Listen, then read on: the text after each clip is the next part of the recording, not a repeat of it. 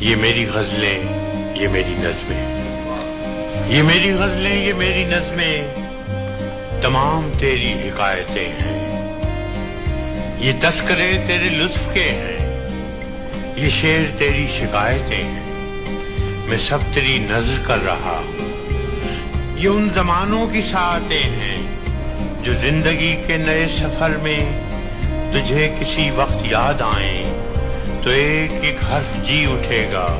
بہن کے انفاس کی قبائیں اداس تنہائیوں کے لمحوں میں ناچ اٹھیں گی یہ افسرائیں.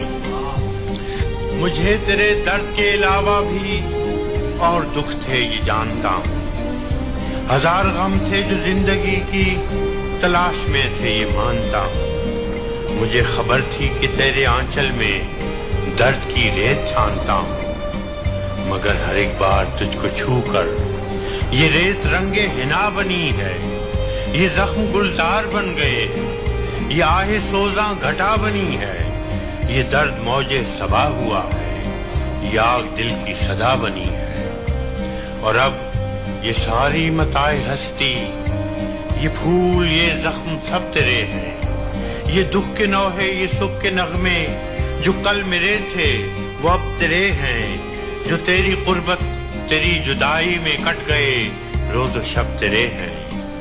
وہ تیرا شاعر، تیرا مغنی، وہ جس کی باتیں عجیب سی تھیں، وہ جس کے انداز خسروانہ تھے اور ادائیں غریب سی تھیں، وہ جس کے جینے کی خواہشیں بھی خود اس کے اپنے نصیب سی تھیں. نہ پوچھ اس کا کہ وہ دیوانہ بہت دنوں کا اجڑ چکا ہے.